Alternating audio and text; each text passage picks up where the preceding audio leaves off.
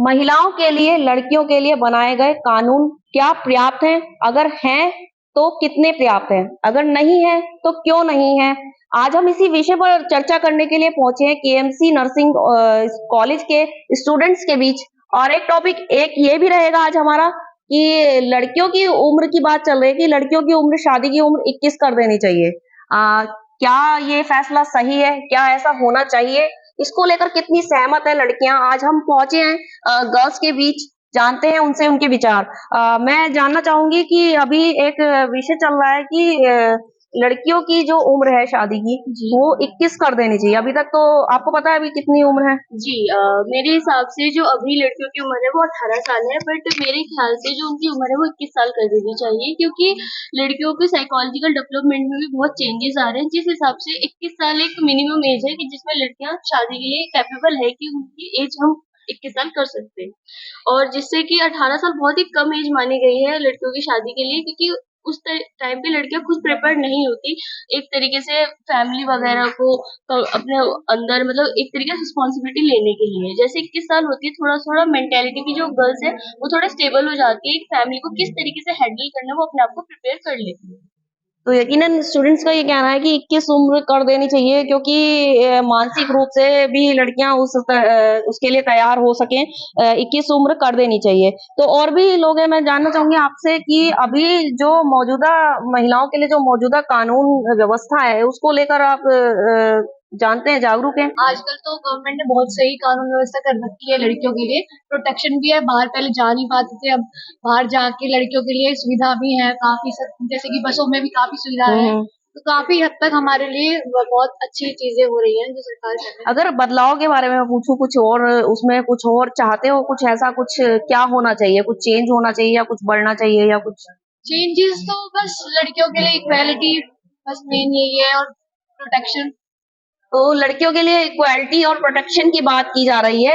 और भी स्टूडेंट्स हैं, मैं आपसे जानना चाहूंगी कि अभी मौजूदा शिक्षा प्रणाली को लेकर आप जागरूक हैं क्या? मौजूदा शिक्षा प्रणाली की बात करें यस तो? मैम, आजकल शिक्षा भी काफी इम्प्रूवमेंट है लड़कियों को लेके भी।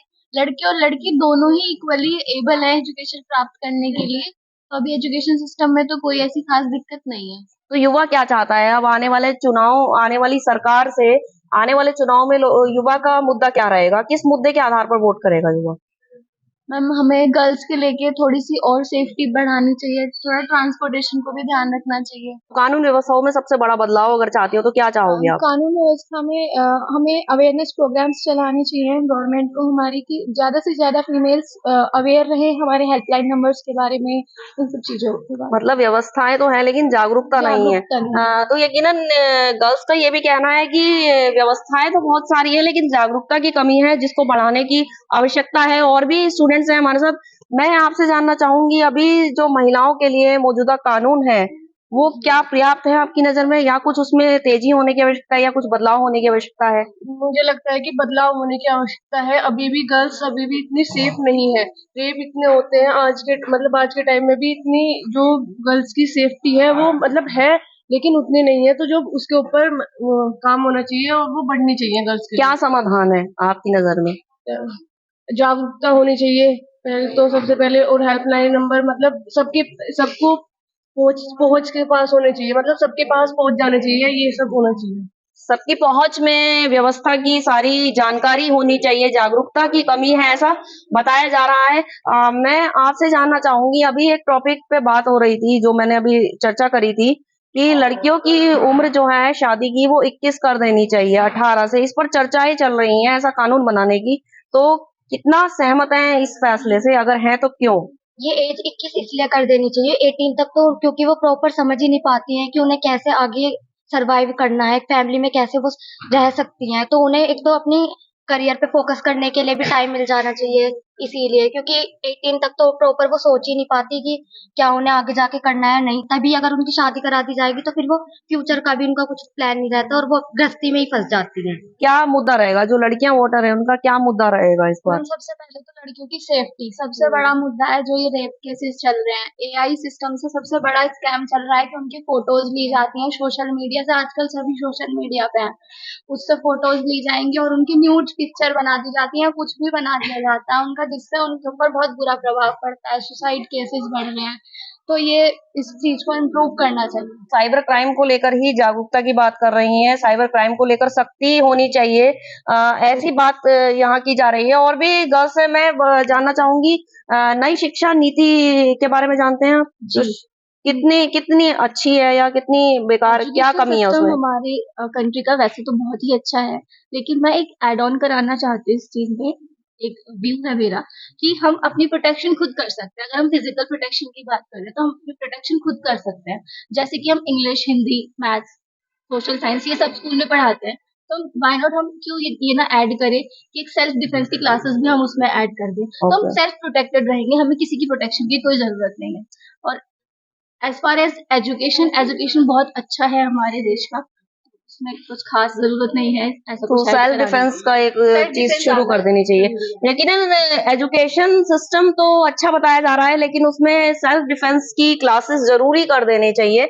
इस पर भी बात हुई है। मैं आपसे जानना चाहूंगी, अभी आप कितनी सहमत है कानून व्यवस्था को लेकर?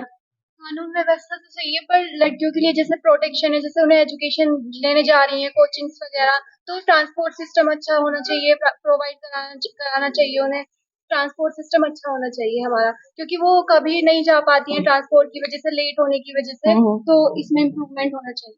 तो और भी स्टूडेंट्स हैं, मैं आपसे जानना चाहूंगी कि अभी जैसे साइबर क्राइम की बात हो रही है, काफी सारी चीजों की बात हो रही है महिलाओं को लेकर, जो भी उनके खिलाफ अत्याचार और काफी सारी चीजें गलत चल रही हैं, उसको लेकर कानून व्यवस्था कितनी सही है और क्या बदलाव चाहती हो आप? मैम कानून व्यवस्था तो ठीक है, पर गर्ल्स सामने आके अपनी बात को शेयर नहीं कर पाती हैं, मतलब जिसके कारण सुसाइड वगैरह कुछ भी अटेम्प्ट कर लेती हैं वो लोग, तो वो ओपनली आके कंफर्ट होके, मतलब उनको इतनी एजुकेशन या उनको काउंसिल करा जाए कि वो आगे आके अपनी प्रॉब्लम्स को किया जाए कि फ्रैंकली होके वो बता सके, प्रमोट करा जाए कि प्रमोट किया जाए। लड़कियों को सप्रेस ना करा जाए कि हाँ तुम लड़की हो, ये नहीं करना वो नहीं करना, मतलब वो आगे आके अपनी प्रॉब्लम्स को शेयर करें और उससे डील करने के लिए। मैं आपसे जानना चाहूंगी कि यूथ क्या चाहता है?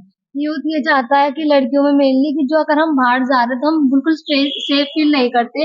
अगर हम बाहर जाए तो हम सेफ फील करें।